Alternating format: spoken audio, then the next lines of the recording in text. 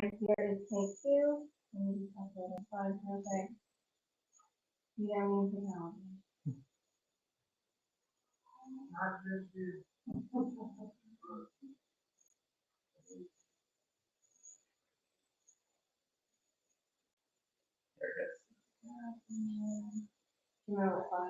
I think we were on the 30.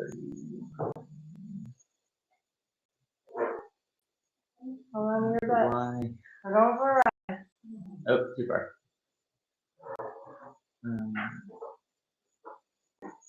Right here. Okay, awesome. Let's try again. So we don't. Thank you. Okay, so we're talking about generating trust. So I'm not going to touch the bottom. You earn the opportunity by sharing your local knowledge, but you must build trust to earn loyal clients. So as we're building trust with people, again, they've got to know you, they've got to like you, and they've got to be able to trust you. And the only way that they're going to be able to trust you is for you guys to present yourselves, or all of us to present ourselves as the expert.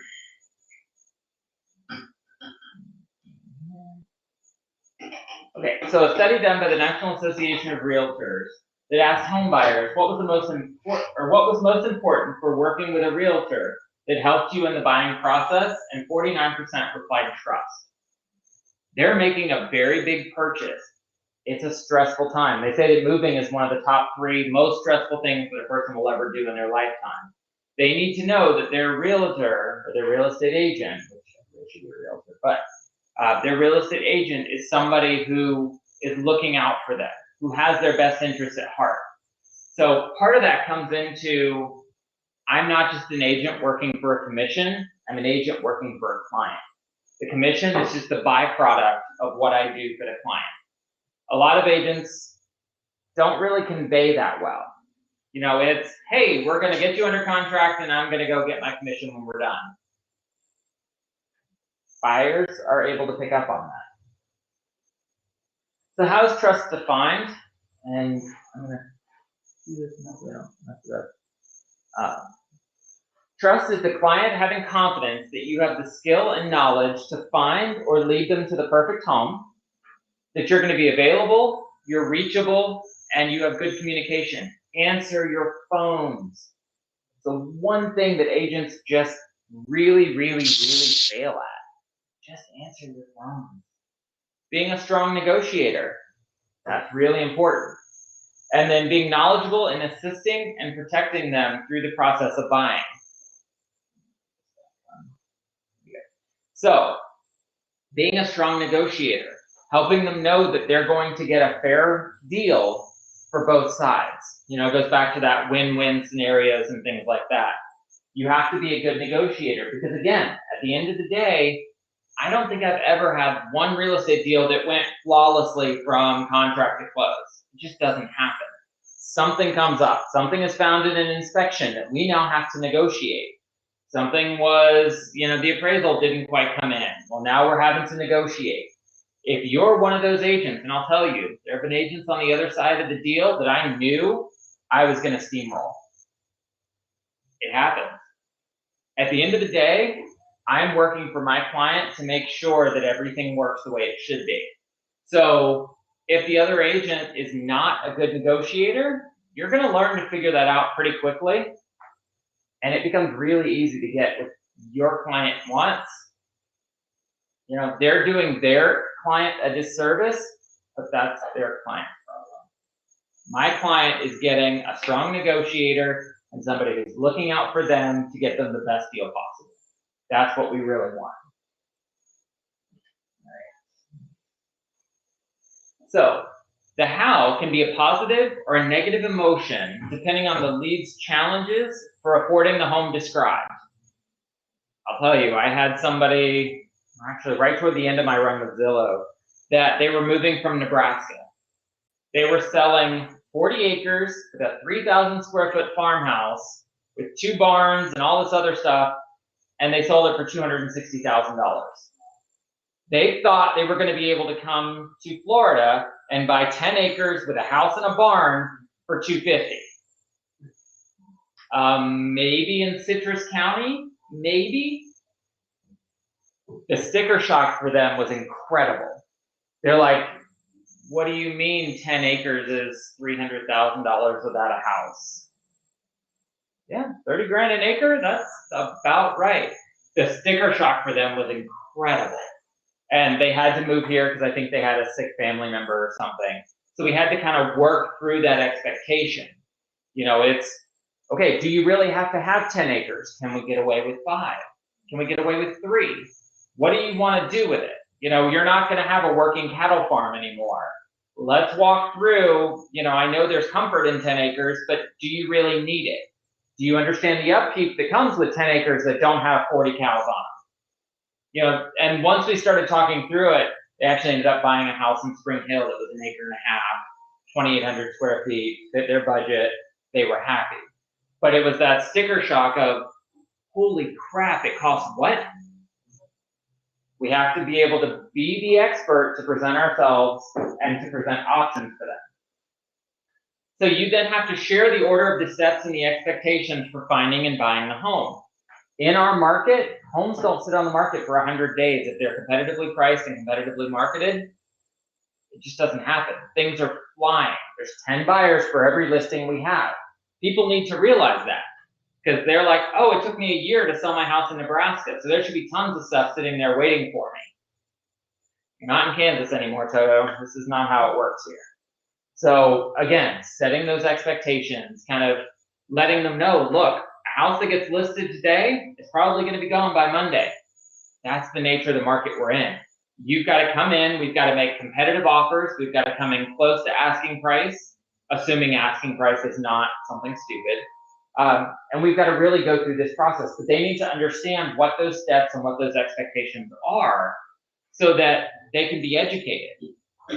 You know, in the case from Kansas or Nebraska, wherever they were from, they inherited the farm from dad, who inherited the farm from grandpa.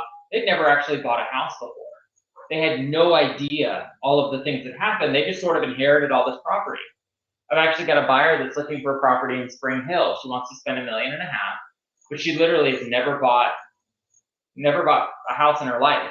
She inherited a bunch of family farms, and you know, they've kind of acquired the neighbors' farms, and it was always handshake agreements of, okay, cool, I'll buy your 10 acres for $100,000. We go to the bank, I hand you a check, you know, we have an attorney draw it up, whatever. They literally had never gone through the process of buying property.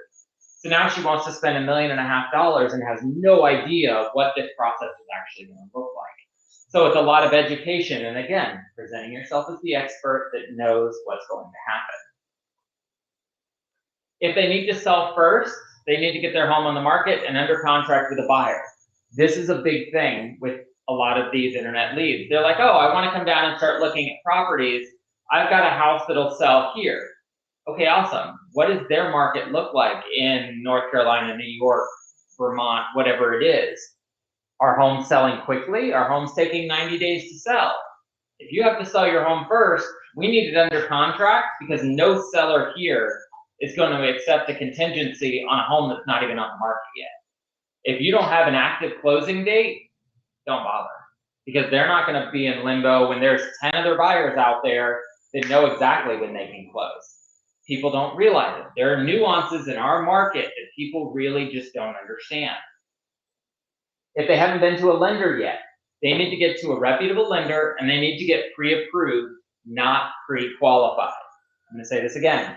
They need to get pre-approved, not pre-qualified. Pre-approved means the lender verifies their income, verifies their assets, verifies their credit scores.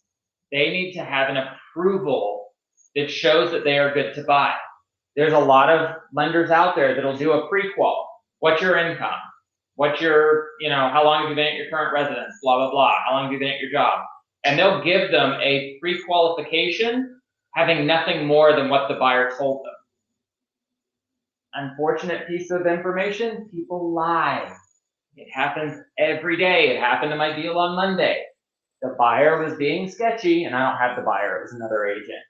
But the house that they had is getting foreclosed on. They thought they could buy this house before that happened. People lie. 3 days before we were supposed to close, the deal completely blew up because people lie. So, get them to a lender, get them approved. What's up? I'm sorry, but in that pre-approved, you said, pre-approved, or what's the other? Pre-qualified. So So pre-approved, I spoke with the lender too. He told me we also don't take any documents. When we get pre-approved, it's also just their word. That's what it is. Maybe I got confused between the pre-approved and the So pre-qualified doesn't have verification of assets. A pre-approval comes with verification of assets and income and credit. So they have to actual document. Yep. And so their pre-approval should say, I have verified their income, their assets, and their credit scores to, I've got one I can pull up on my computer, but basically it says, I have actually reviewed their documents. I have gotten my hands on their documents to confirm that what they told me is true. So how much you can trust that? Like, is it 100% that you can get, or it's very common after that, it goes to the underwriter and then he says, nope, you know what? It's not common that an underwriter would deny them afterwards. Now, I'll tell you, one of the lenders that I work with, when they take the application, they send the whole file to underwriting right out of the gate. The underwriter looks at all of this and says, hey, I'm gonna need this, this, and this. But the problem, or the trade-off to that is once the underwriter says, hey, I'm good with all the stuff that's here, my lender can close them in 21 days. That's appraisal, that's inspection, that's everything. 21 days contract to close. He did one for an agent friend of mine in 17. A USDA loan in 17 days. Because once the underwriter gets all that information and gets them cleared, as long as nothing changes, they don't run up a bunch of stuff on a credit card, they don't change jobs, they don't buy a car, they don't buy furniture, as long as they do what they're supposed to do, yeah, absolutely, they're good. So pre-approved is not 100% trustable. If someone, a buyer came to me and he said, that's my pre-approved, I will take it for granted this guy can take the loan, or I'm gonna have a lot more confidence in it. I would say you're probably about 85%. So with the pre-approval, because again, if they're gonna go through and submit their pay stubs and 2 years of tax returns and all these other things, they're serious. They're invested in the process to buying a home. Now, things change. People lose their jobs every day. These things happen. So that's where I say there's some wiggle room in there, but I'd say probably 85%. If they go through, the lender can verify income and assets and everything else, I'm about 85% that loan's gonna close. That's also why it's important to tell them, don't go out and buy a new Right. car, don't go and buy all new furniture for your house. Because that could Change the ratios. Some of them, literally, if their credit card balance went up $1.68, the lender couldn't approve them. It was that tight. And I tell them right from the beginning. And actually, I've had people that gave me their credit cards, put them in an envelope, sealed them, and I stuck them in the safe in my house. Because they're like, I can't trust myself that I'm not gonna have an emergency where I swipe the credit card, or accidentally. Like if I buy gas on this credit card, and then, the bill doesn't come yet. If you're within $1.43, give me the credit card. I'm gonna put it in my safe, it's gonna be locked away. Whatever we need to do to help, I'm invested in making sure that you guys are gonna be able to close and do what you need to do. So sometimes that's what it takes is, give me your credit card. I'm gonna hold on to it, and I'm gonna make sure you don't spend money on this credit card. I don't care if it's saved on your Amazon account, you don't use it. Do not use your credit card. Yeah, sometimes it's, more often than not, it's not that extreme. In essence, they check the credit Mhm. the last time before they act final. Right. Okay. Yes, so they do an initial credit check at the beginning, and then typically the day that they're going to issue the clear to close, they do it all again. They check your balances again, they check everything. They call your employer again to verify that you're still employed. The day of closing, they're probably gonna call your employer to make sure you're still employed. These are the kinds of things that they check. So literally, if you're gonna quit your job, you're gonna quit 2 days after we close. Not the day of, not the day the clear to close goes out. My lender was telling me he had one, the girl they had to clear to close, the day before closing, 4 o'clock, she quit. They called the morning of closing to verify, and the employer's like, no, she quit yesterday. Loan fell apart, morning of closing, because she quit her job. She's like, oh, well, I had to clear to close. I thought it was okay. You said we had to make sure that we closed. And he said, we had to make sure we close, sign the papers, done, not the day before, not 3 days before. And that whole deal fell apart because the employer, the way she quit, the employer wouldn't take her back because she didn't give notice. She didn't do anything. She just walked out and threw a tantrum and left. So the employer wouldn't hire her back for a day so that she could close her loan. So yeah, things happen. So that's what I'm saying. As long as they do what they're supposed to do, yeah, the lender will. If I have a buyer, you know, I can make this Mhm. But I called his lender. I called our. Right. So I told him that I have a pre-approval. Mhm. But I didn't see that pre-approval. Right. I gave the same information to Steve. Mhm. To check him out, he spoke with him, and he didn't got back to me, and he said, there's no way he's getting a hold. Mhm. But he had it after pre-approval, so how come he had? He said, it's very common that pre-approval, I have actually in the last 3 minutes. Right. After we go back, we try to, once we find the house, and we're gonna proceed with the thing, and he send it to the underwriting, and we find it, there's no way. There's no way. Yeah. So this is why I said, then a pre-approval letter doesn't really mean a lot. So a pre-approval letter that says, I have verified their income, assets, and credit. It needs to say, I have verified their income, assets, and credit for me to have any faith in it. Because if the lender issues a pre-approval, now some of them issue a pre-approval, which is really a pre-qualification, but they call it pre-approval. Maybe that's what he. It may have been. Some of the big banks, Wells Fargo, Bank of America, Chase, they do pre-approvals that aren't really pre-approvals. So I really want them to use a local lender, and if they have something other than a lender that I know is local that's gonna get it done, I call the lender and say, have you verified their income, assets, and credit? Well, no. Okay, then your pre-approval is garbage.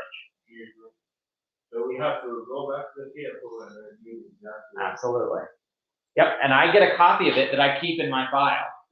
You know, and I tell them, hey, before we can go look at property, my broker requires this. I'm not allowed to go show properties if I don't have a pre-qualification or proof of funds. Somebody tells me they're a cash buyer, I need the first page of a summary showing that whatever price point we're looking at, there's money in that account. Because people are like, oh, I'm a cash buyer. What they're saying is, I have $50,000 to put down on a $200,000 house. Well, that's not a cash buyer. But to them, they're like, oh, I'm putting $50,000 down. I'm cash. I've got cash. No. And sometimes they're not malicious in it. They just really don't understand that, you know, oh, I'm putting 25% down or 50% down.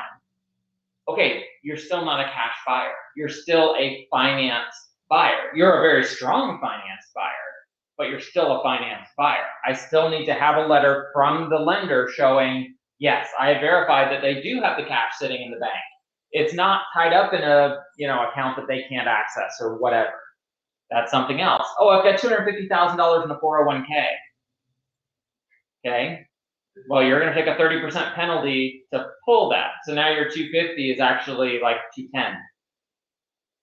Okay, so you don't have 250,000 in the bank that's accessible. You have 180 or whatever it is.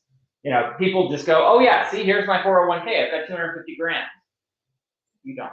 That's not how this works. So, and people just don't understand. So that's where we have to step in as the experts and come in and say, hey, let's talk through this process. Let's make sure you understand there's a 30% penalty to pull money out of a 401k or whatever it is. You know, most of them are 25 to 30%. So it's all about having a clearly defined strategy and the right tools for the job. So when should I make contact?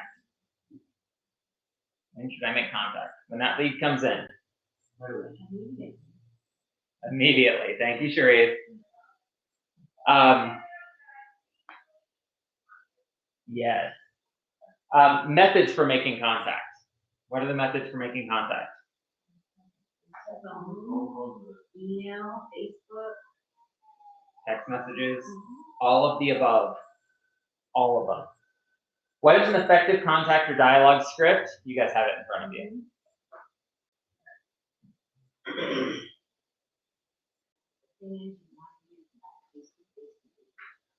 Absolutely. So when should I make contact? Instantly. No more than 5 minutes. What I'll tell you is, most people, you get 2. You get 2 minutes to reach out to them. Because on minute 3, they're calling somebody else. It says 5 minutes. By 5 minutes, you've probably lost them. That's why when I was doing all the internet leads, I had dialers.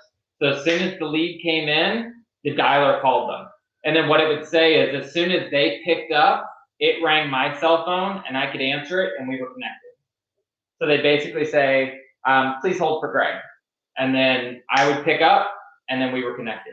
So I wasn't having to wait for that text message to chime and then the email alert to chime and then whatever else. I had the dialer that literally, as soon as that lead came in, the dialer called out. So within 30 seconds, it was making that phone call. Because as soon as they make contact, they're obviously sitting ready to receive a phone call. They're sitting there looking at work, whatever it is, they're requesting information, they want a response. Methods for making contact, every way possible. You're gonna call them, you're gonna text them, and you're gonna email them all pretty much at the same time. For me, like I said, I had the dialer, so I was always calling first. If it didn't go through, I immediately sent a text message. Hey, this is Greg Blackall. I got your internet inquiry. I'm very excited to be able to help you. What are you looking for? Send them an email. Here's my contact information. I'm available 7 a.m. to 10 p.m. 7 days a week. What's a good time for us to talk? Kind of put it back on them. Don't just make it a, hey, here's who I am. Put it back and say, when is a good time for me to call you? When is a good time for us to chat? Something that's going to elicit that response from them. And how often should I try to contact a lead? The fortune is in the follow-up. Like I said, I've had leads that literally took me 2 years to close. It took me 6 months to get a hold of them to close them in 2 years. Most agents will call, the rule's about 15 times in 3 days between phone calls, text messages, and emails. You do it in the first 3 days, and then when they don't get a response, they stop. Most responses come in day 4 to 10. A lot of them come even farther than that. Most agents give up before you actually get the response. So how often should I try to contact a lead? And I think this is in your packet, so you guys should have this. Day 1, 8 a.m. to 10 a.m., call, text, email, and send a Facebook message. And there's a little bit of a script there. Between 4 and 6 p.m., call again. Why do we pick these time frames? They're probably home from work. A lot of times they're in the car driving. So if you're gonna reach me, I'm almost always in the car. If I'm in the car, I can hit Bluetooth and I can have a conversation because I'm sitting in traffic anyway. What else do I have going on? Those are the times. Exactly. My best friend's also a real estate broker. He and I talk about 7:30 every morning. I drop my daughter off at school and I call him because I know we're both up. And it's the same thing. That's when we connect because we're both sitting in the car, we're both running around. What else am I gonna do?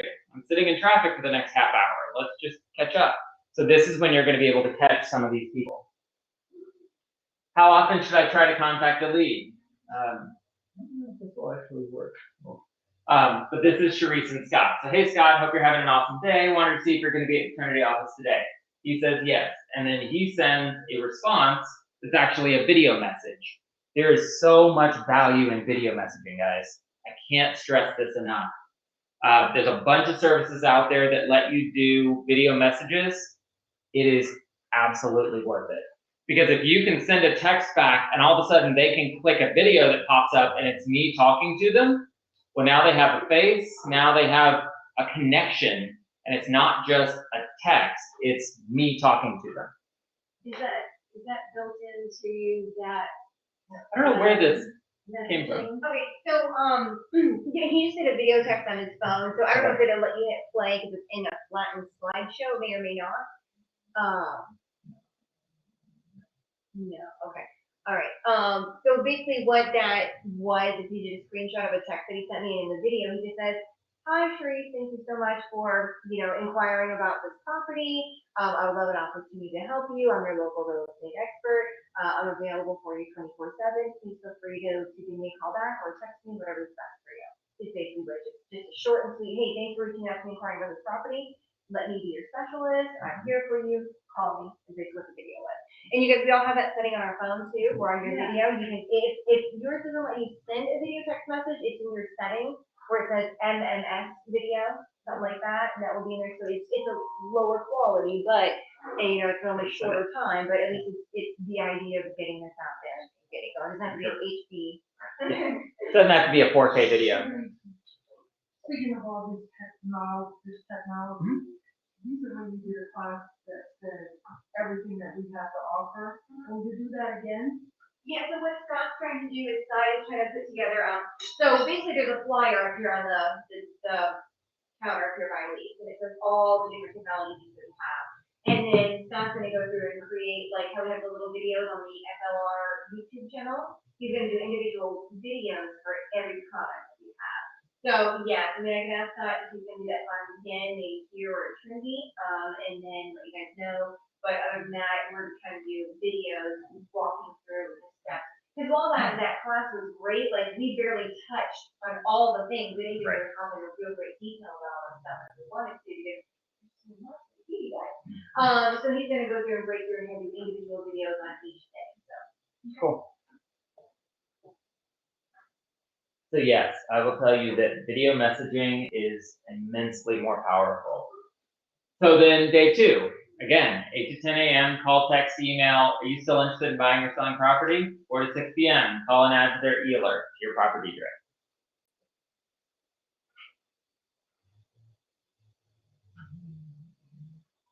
There we go. Day 3 to 28, call, text, or email every 5 days.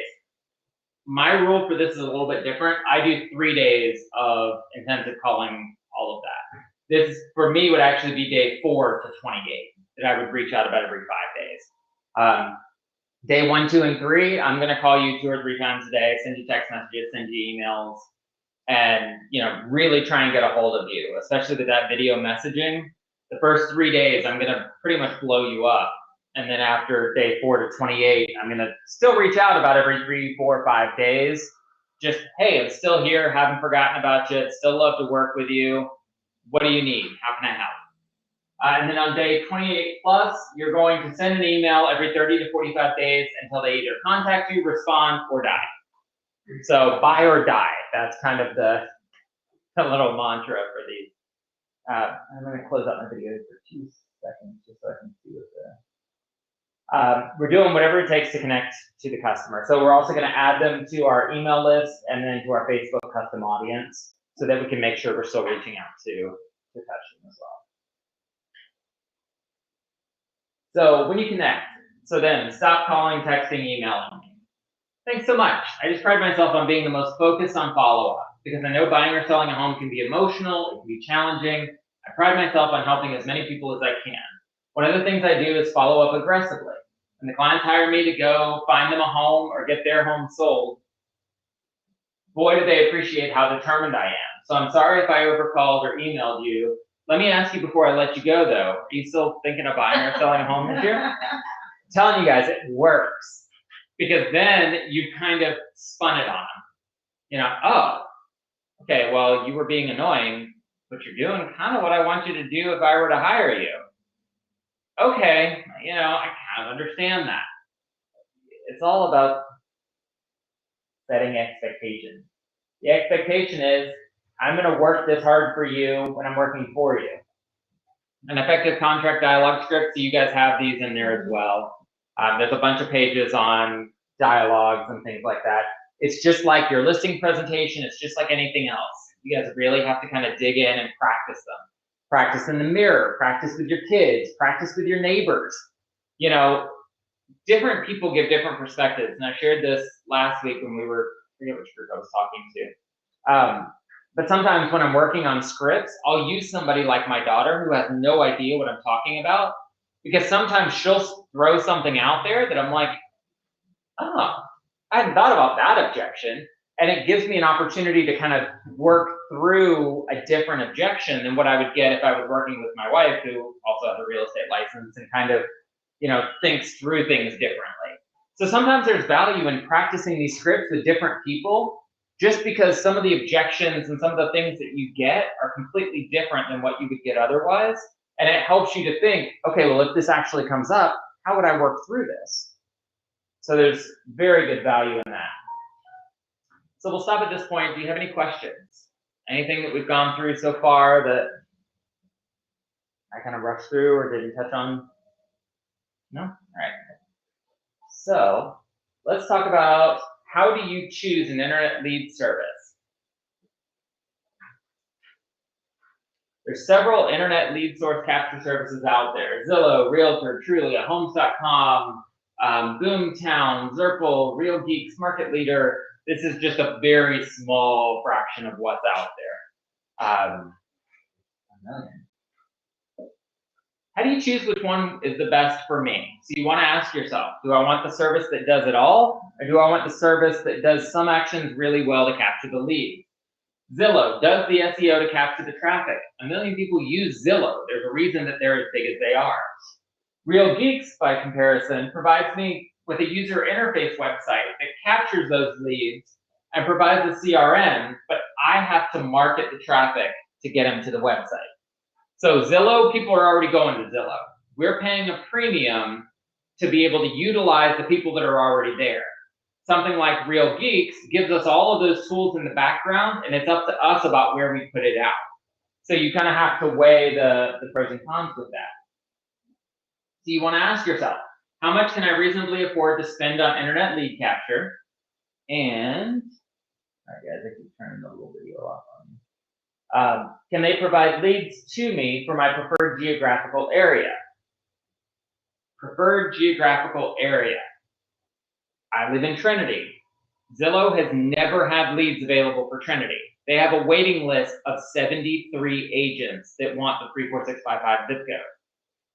I'm never going to get market share there unless I'm spending $5,000 a month or more. Can they provide leads for my preferred geographical area? We're talking about being an expert. I don't want to buy a Land O'Lakes zip code if I don't know anything about Land O'Lakes. I'm not the expert in Land O'Lakes. That's not the zip code I want. So it may be a weeding factor for you to say, hey, I really want to advertise with Homes.com. Well, does Homes.com have the area or the zip code that you're looking for? If they don't, then that kind of makes the decision for you. Are they all selling the same leads though? More or less. I'm just trying to figure out how exactly works. So what'll happen, some of them it's exposure. So what I'm doing now, it's called Nextdoor. It's kind of like Facebook, but it's neighborhood specific, and I love it. So yeah, I'm using it too. It's great. For that, what I did is I picked the 2 zip codes in Spring Hill because that's just where a lot of my business has been lately. And what I do is anytime a real estate or something real estate related pops up, I'm on the little side banner. There's only, I think, 2 of us that alternate in that zip code.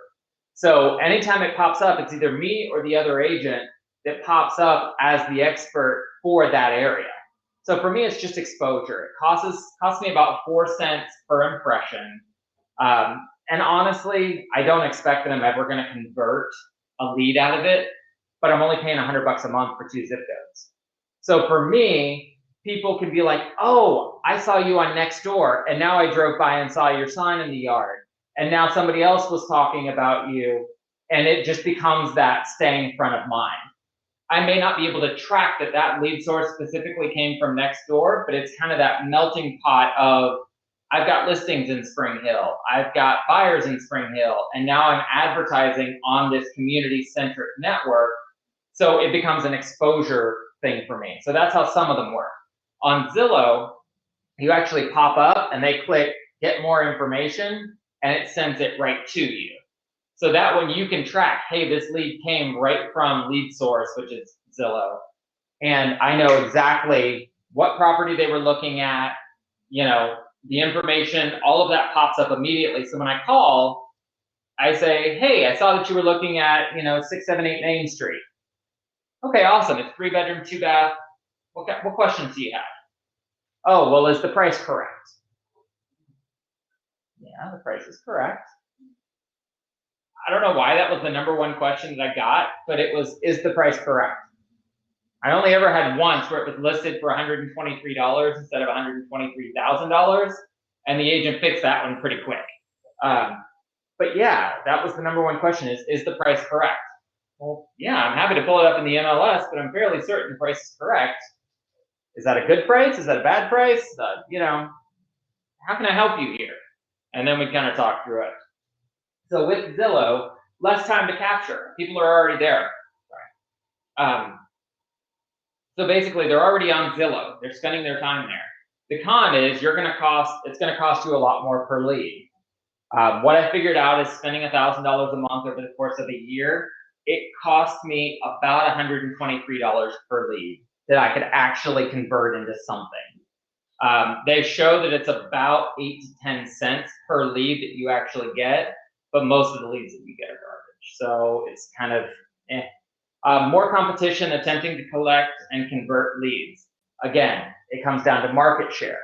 So within a given zip code, if everybody has 10% market share, there's 10 agents that are competing for the pool of leads in that zip code.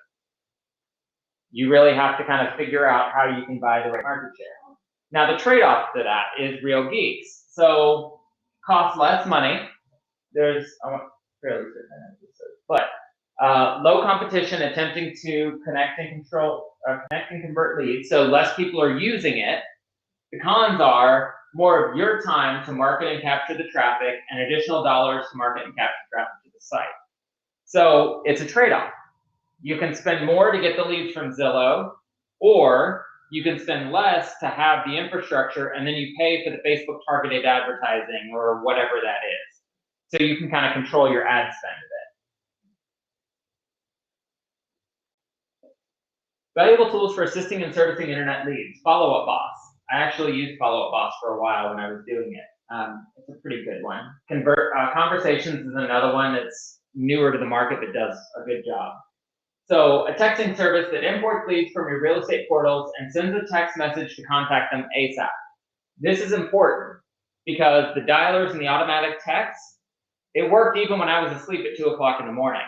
They sent an immediate email, an immediate text, and in some cases they would actually make a phone call.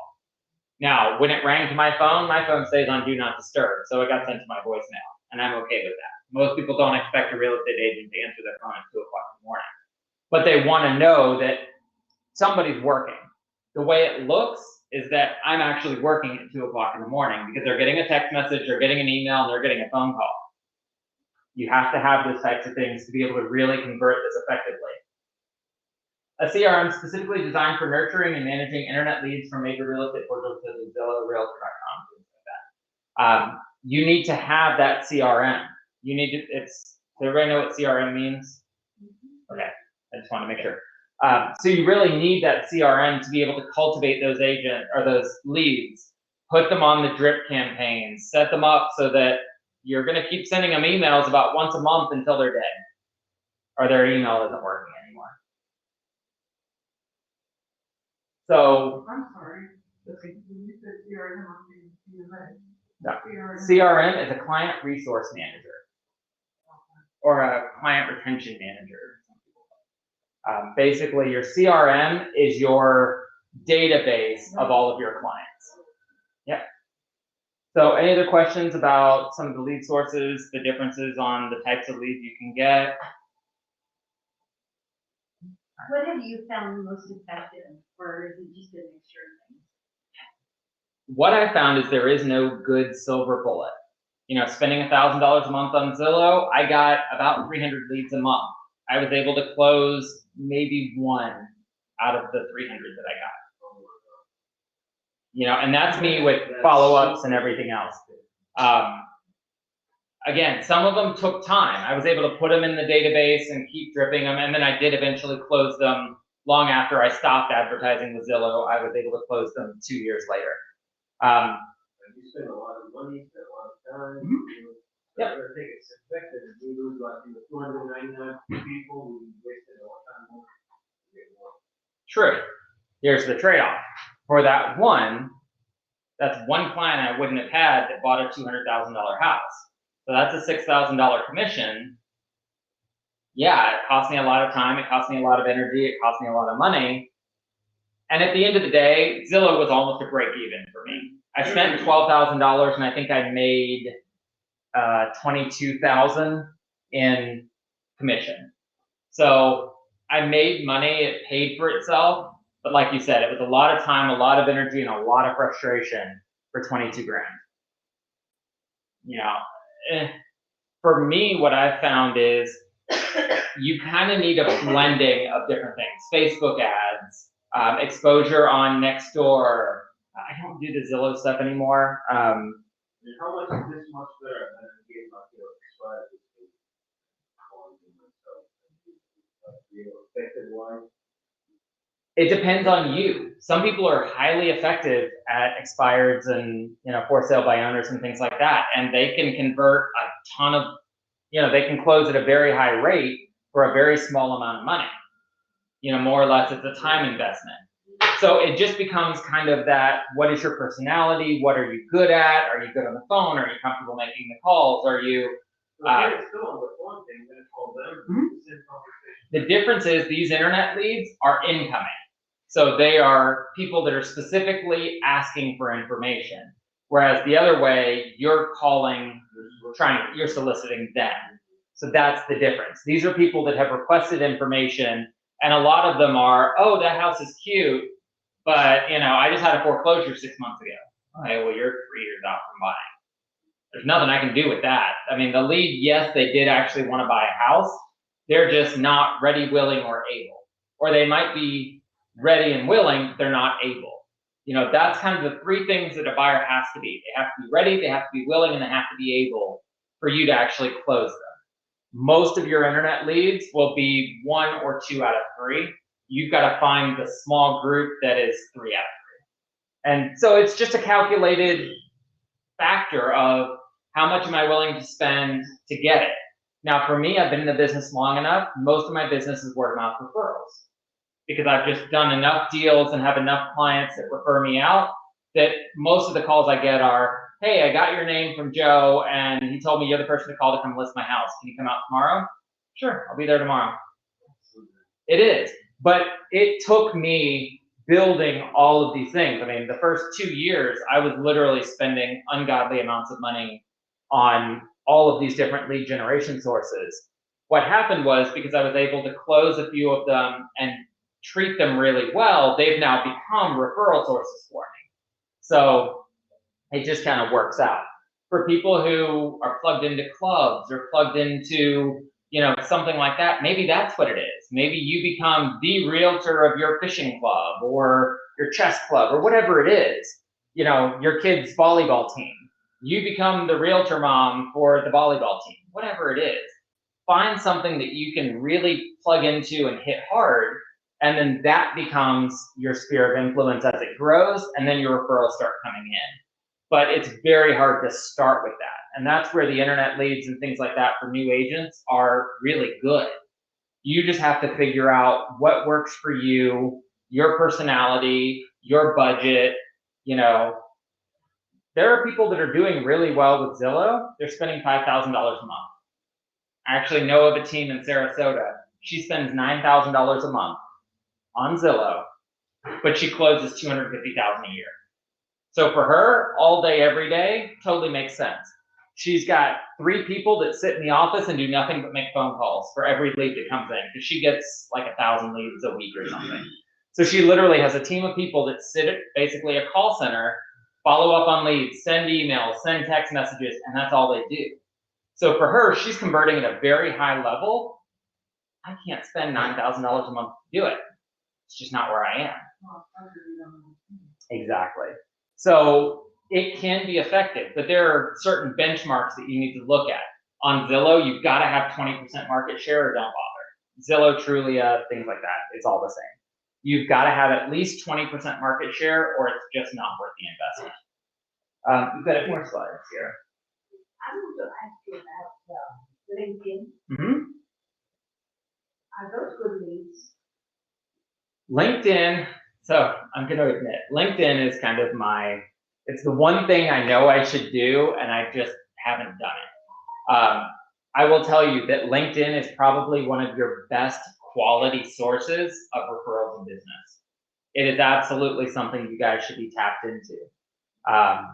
LinkedIn is just for business professionals who are looking to network. So yes, absolutely, they are good leads. I've just never brought myself to do it, and I should. I asked it that because this gentleman is renting a room for me, Mm-hmm. and he just moved in the area from New York. He's selling his home in New York. Okay. And I asked him, do you have a realtor? He said, unfortunately, yes. Right. He brought me here, realtor here. Mm-hmm.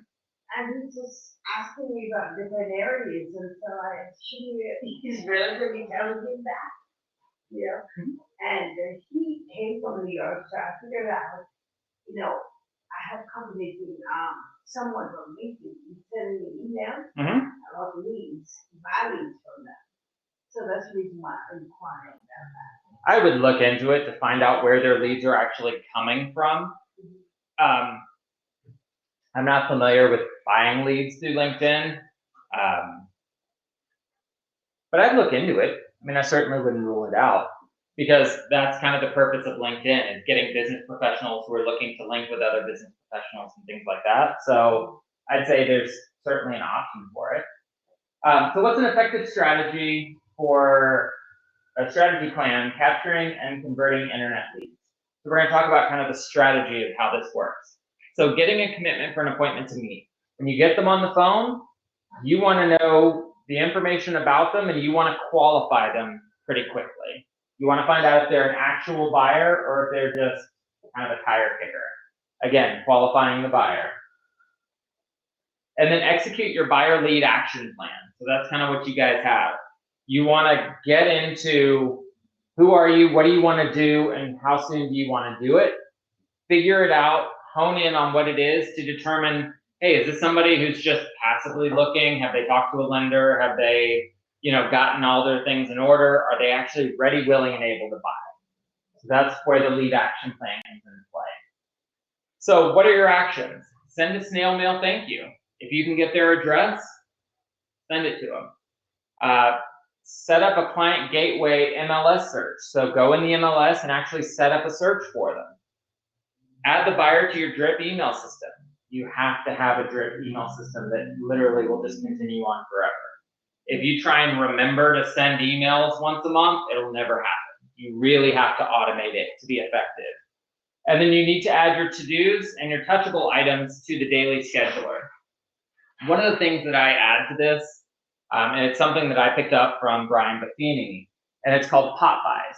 So prospective clients, past clients, current clients, once a month, I'll find something. So like in the summertime, I went to the dollar store and bought ice cream scoops. And you attach a little card to it that says, hey, do you want to know the scoop on your neighborhood? Give me a call. And it's just a cute little dollar ice cream scoop. They have all sorts of different marketing things out there that you can do that you can buy really cheap, and you literally just drop it at their front door, and then take a picture of it or whatever and send them a text and say, hey, just thinking about you, and all of a sudden there's a picture of an ice cream scoop at their front door. It's something really kind of cheesy, really easy to do, but it's those things that solidify those relationships, because they go, oh, you took the time to think of me and to come drop this off at my door. I know you're a busy, successful real estate agent because you helped me. I know what you did for me, so I know that you're busy and successful, but you took the time to think of me and leave me something at the door. No matter how small and inconsequential it is, people really appreciate that. And so those are some of the things that you can really do to solidify yourself with them. What was that? It's called a pop buy. Pop by? Right. So I just popped by to say hi. And more often than not, like I don't even ring the doorbell because I'm not looking to have the conversation with them. I just want them to know that I was thinking about them. What some of these bigger agents do is they actually pay somebody $10 an hour and they go do all their pop-ups. Here's a list of addresses and a list of things you're going to drop off today. Just put them at the front door and leave. Because inevitably, and this has been my luck, when I do ring the doorbell, it's right when the baby fell asleep and then the dog starts barking and then they're annoyed and I didn't do myself any favors. So I just usually leave it at the front door and take a picture of it and then send them a text and say, hey, I just stopped by, was thinking of you. And they're like, hey, that's my front door, you know, or you put it on Facebook. Hey, I went and did my pot buys today. Here's pictures of people's front doors that I did these with. Oh, that's mine. Yeah. Where do the ideas come from? So Brian Buffini has a program called Peak Producers, and I went through it. It's a 16-week training program on working by referral, and he had the idea of using Popeyes. It's one of his things that he does, and it really fit with me and who I am and the way I run my business, so I kind of ran with it. Before the first meeting preparation, you want to prepare the buyer's packet. You want to assume that this buyer is going to sign an agreement and start working with you today. You assume you're getting the business. So you want to have the buyer's packet ready. You want to have your business card. Give them a few business cards. Because one of the things that I tell everybody that I work with is by the time I'm done closing your deal, my expectation is that you're going to refer me to 1 to 2 of your friends. Because when people are in the process of buying or selling real estate, they're going to hear every conversation around them with the trigger word real estate. If you mention the word real estate about somebody that's buying or selling, they hear it immediately because their brain is tuned into that. And you'll find, so let's say you wanted to go buy a car and you're like, hey, I really want to buy the new Range Rover. All of a sudden, you're going to see Range Rovers on every street that you've never noticed before because your brain is paying attention to that. So while these people are in the process of thinking about real estate, they're going to see it, hear it, and be more aware of it. So that is the best time for you to get referrals. So you just let them know, hey, my expectation is, here's a stack of cards. If you run out, I got plenty more.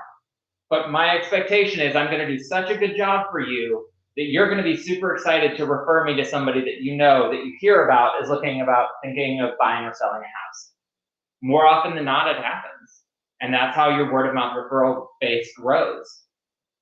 MLS profile sheets. So those are your little single page printouts of the properties that you're going to be showing. I typically print mine without the photo because what that does is it leaves me a little white square at the top where I can put vacant on electronic lockbox, gate code, combo code. It's this perfect little square right at the top that I can just put that information in. So as I'm showing, I'm like, oh, this one's vacant on electronic lockbox, or this one's owner occupied. So I want to make sure if my appointment is 3:15 to 3:45, if it's owner occupied, I want to make sure we're getting there in that window. Whereas, vacant homes, okay, well, if we're taking a little bit more time here, we might switch the order so that I can keep my appointment on my owner occupied, and then we'll go look at the vacant one after. So having those profile sheets. The values of you and references.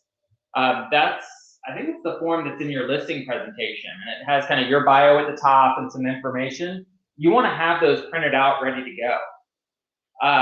The buyer's question and answer and community info. This is another sheet that's good to have, and then the home buying process is another one. So what else is in the packet? The buyer brokerage agreement, your office disclosures for the buyer. You want to have these with you because the assumption is you're going to work with me. There's no reason you shouldn't work with me. So I'm going to have all the paperwork and everything I need so that we can get rocking and rolling today. It's not going to be a, hey, let me go get the paperwork. Next time I see you, we'll get it all filled out. No. We're locking this thing down today. We're putting a ring on it. We're getting through it. So at your first meeting, you're going to give them the buyer's packet, and you're going to interact with all the buyers. Now, this is important. What I've found is when you're dealing with a husband and wife specifically, or mom and daughter, whatever the situation is, there's usually one that's going to try and take the lead. So what you do is you find yourself talking to that one person more than the other. Well, now I've kind of alienated the other person, and maybe they're the decision maker, not the one doing the talking. So you want to make sure that you're interacting with both of them, making them feel like they're included in that process, because sometimes the one that's doing all the talking is not the one that makes the final decision. And if mama doesn't like you, there's nothing you can do about it. Those are the kinds of things. So interact with all of them and then show the scheduled homes. Request to sit and chat at either your office or a nearby public place. I always call this the debrief. So when we finish looking at properties, hey guys, let's go sit at Panera for a minute. Let's talk about the houses that we just went through. Which ones did you like? What did you not like? What were the features about it? Because if we didn't find the house that we're going to write an offer on today, I want to narrow down what we're looking at tomorrow. Because I don't want to show you more of the same properties that you didn't like today. You know, I want to find that one house that's going to fit your needs, and that's the one I want to take you to. The first time you go out with them, it's going to be a little bit of a, let's look at this style, that style, with a pool, without a pool, whatever it is. But you want to hone in on what it is that they really want. There's another form that will help with that process as well, and it's a little form that says, for the buyer, and while they're walking to each home, they take notes, so that once you sit down, they haven't forgotten. Absolutely. all the things. So there is something else to put in that package. There is. One of the things that we looked at, my wife found it about a week ago. There's a company, and it's a buyer's notebook. It's in our back office. Oh, is it? Okay. And with it, basically, the first few pages say, like, property address, what did you like, blah, blah, blah. And then the back of it's a journal. So as we're going through, they can make notes about, here's the closing date, here's the inspection date, here's, you know, whatever. And it's all in one nice little area. I'll actually have to go look. I hadn't seen it in the back office, but nice. Good to know. So how do you become a master at internet lead conversion? I promise we're almost done. Practice peak performance. So most don't make the practice following the peak performance activities by following weekly accountability actions in their business. It's just like anything else. You've got to practice. The more you do it, the better you get with it. Handling objections, your steps and your processes. It's all muscle memory. So the more you do it, the more comfortable you get, the more it becomes second nature. And any questions about that section? All right. What's the last slide? There you go. So that's internet leads. What I'll tell you is there's not a silver bullet answer of, you know, Zillow is the end all, you know, whatever. It really is just going to take a little bit of trial and error to figure out what works in your particular area. There are agents that are doing things in Spring Hill that work amazingly that would never work here, and vice versa.